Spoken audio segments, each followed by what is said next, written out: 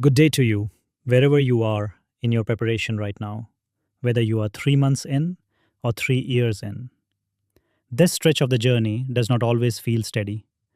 Some days, the syllabus feels like a mountain, and some days you surprise yourself with how much you have already learned. Both feelings are normal, and both belong to everyone attempting this examination. This is issue 63 of the Sociology Desk, and today we are working through three sharp current events with real answer writing value for Sociology Optional.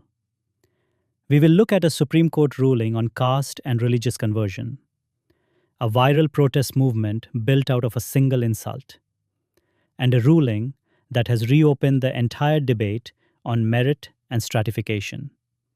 Stay with me, because each of these gives you a concept, a thinker, and a way of writing that can lift a mediocre answer into a top one.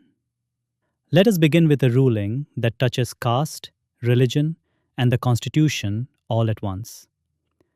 The Supreme Court has held, in a case called Chinthada Anand versus State of Andhra Pradesh, that scheduled caste status and the reservation benefits that come with it cannot survive if a person converts to a religion outside Hinduism, Sikhism, or Buddhism. This falls under Paper 2, the caste system unit, specifically the heading on untouchability, its forms, and the perspectives used to study it. Why should you care about one court judgment? Because this is really a doorway into one of the oldest theoretical questions in the sociology of caste. Whether caste is a portable personal identity, or whether it is tied entirely to a specific religious and civilizational order. Let us unpack that. The French sociologist Louis Dumont gives us the deepest theoretical grammar for understanding why the court reasoned this way. Dumont argued that the caste system is a holistic order, meaning that in traditional Hindu society, the individual does not exist as a freestanding unit the way modern Western thought assumes. Instead, the individual is encompassed by the larger religious whole, and status only makes sense inside that religious totality. On Dumont's logic, caste is not something a person carries around like a passport that works anywhere. It is meaningful only inside a specific religious universe. Step outside that universe through conversion, and on this reasoning, you step outside the disability caste imposes too. That is exactly the logic the court has revived. Here is the twist that makes this a genuinely rich answer for you to write. Dr. Bhimrao Ramji Ambedkar himself converted to Buddhism in 1956. And he did not do this as a private religious choice. As the scholar Gail Omweth has documented, this was a deliberate, collective strategy to annihilate caste from outside the very religious sanction that created it in the first place. Notice the irony. The exit route Ambedkar modeled as the ultimate anti-caste strategy is the same exit route today's ruling treats as a disqualification from constitutional protection. That tension between conversion as liberation and conversion as forfeiture is exactly what a top-scoring answer must capture. When you write this answer, anchor it on Ambedkar and his concept of annihilating caste through exit from scriptural sanction. In his work, Annihilation of Caste, Ambedkar argued that caste cannot be reformed from inside a religious order that draws its authority from scripture. It can only be dissolved by a deliberate exit from that very order.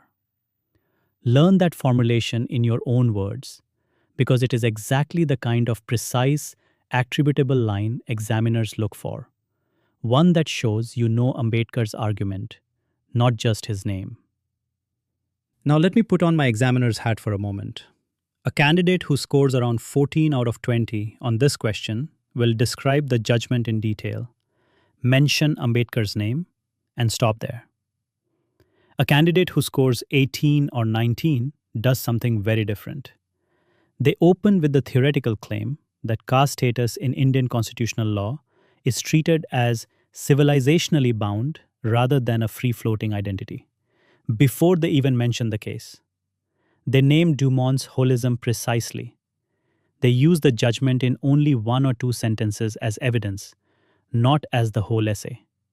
They bring in Gail Omvett's point on conversion as agency as a counterangle, and they close by weighing the tension between constitutional administrability and lived caste discrimination.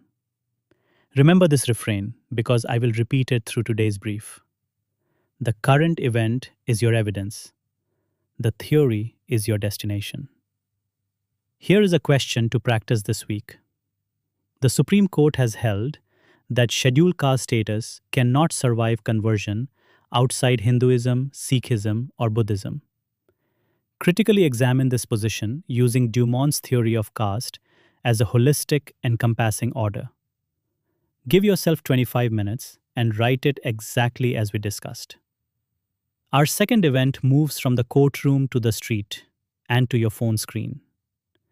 Earlier this year, the Chief Justice was reported to have described dissenting youth as cockroaches.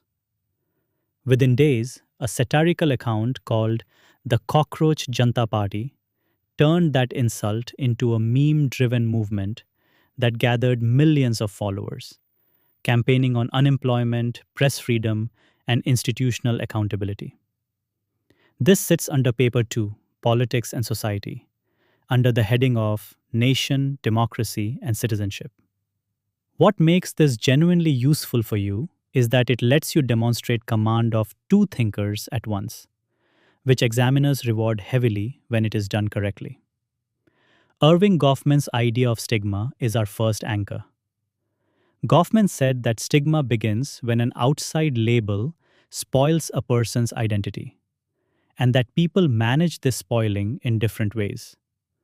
Sometimes by hiding it, and sometimes by openly defying it and turning it into a badge of pride.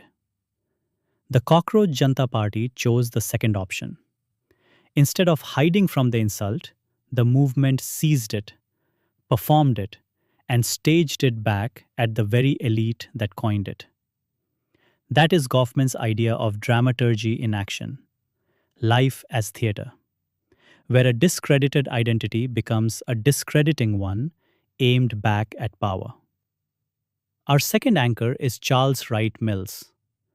Mills argued that the task of sociology is to translate private troubles into public issues by locating them at the meeting point of a person's biography and the larger sweep of history. One person's frustration looks like a private trouble in isolation. But when you trace it to structural failure across an entire generation, it becomes a public issue. The hunger strike by activist Sonam Wangchuk, his forced hospitalization, and the baton charge on the student march to Parliament on the 20th of July. These are the biographical particulars Mills insists any structural claim must be anchored in. Do not just describe these events. Use them the way Mills would, as evidence of structure, not as headlines. Anchor your primary answer on Goffman and his concept of stigma. Goffman argued that a discredited identity imposed by a dominant group can be reworked by the very people it targets into a resource for solidarity, rather than something to be concealed. Write that formulation precisely, in your own words, and name Goffman every time. Never write about stigma without naming him. Here is the examiner's view again. A 14-mark answer will narrate the protest, mention that it went viral, and call it a social movement. An 18 or 19-mark answer names Goffman's stigma and dramaturgy precisely, brings in Mills to convert scattered grievance into a structural argument, and then adds a counterweight, for instance, Gaetano Mosca's theory that every society, however loudly it is protested against, remains governed by an organized minority. That counterweight matters because top answers never let a single triumphant narrative go unquestioned. Close by arguing that digital stigma reversal builds solidarity, but only forces real change when it produces circulation among ruling elites, not just embarrassment. Practice this one. In the light of the Cockroach Janta Party movement, critically examine Goffman's concept of stigma as a resource for collective political mobilization in the digital age. This is exactly the kind of contemporary application question you should expect more of in 2026. Our third event takes us into paper 1 and one of the highest frequency themes in the entire optional: theories of social stratification. The Supreme Court recently observed, while extending its own staff reservation policy, that high examination scores are not a proxy for merit.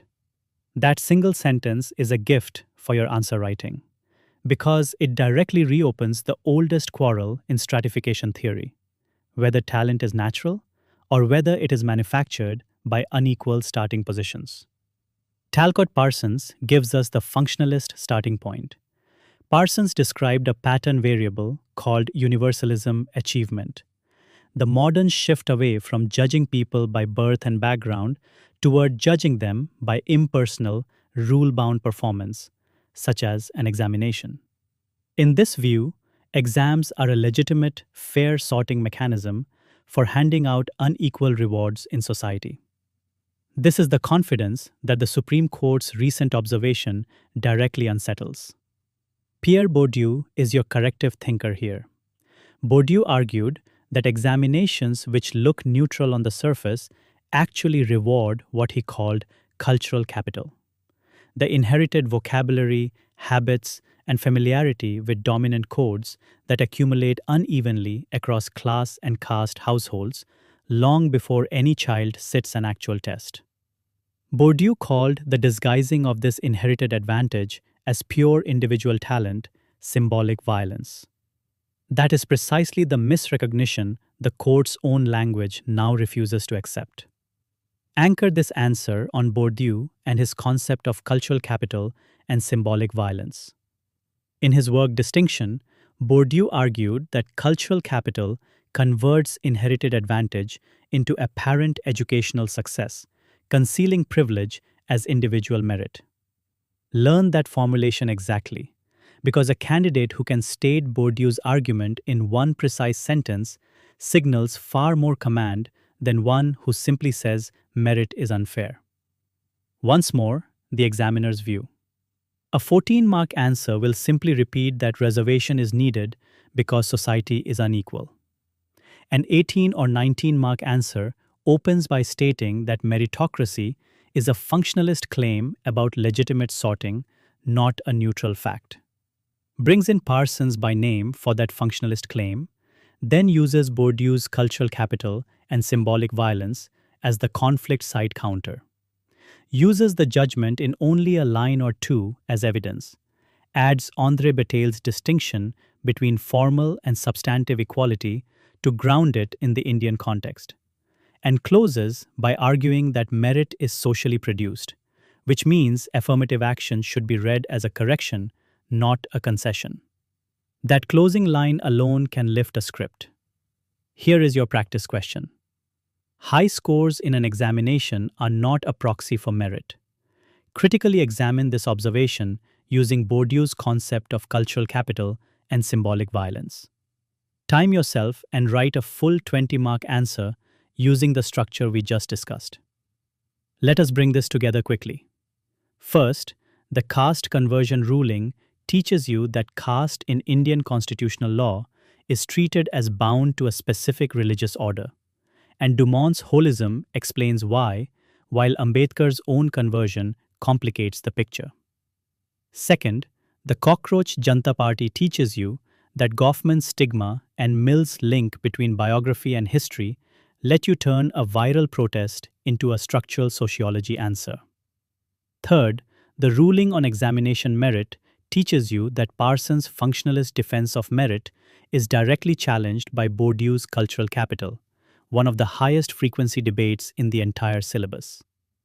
3 events, 3 thinkers you must never name without their exact concept. That brings us to the end of issue 63. I want to leave you with this. Preparing for this examination is a long and often draining process. And the real secret is not any single day of brilliant effort.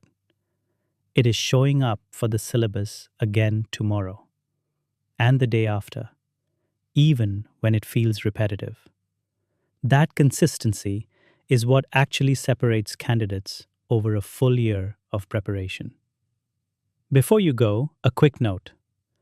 The complete answer block for every event we cover, the full model answer, the answer skeleton, the quotation arsenal, the concept flashcards, and the examiner's notes, is prepared daily and sent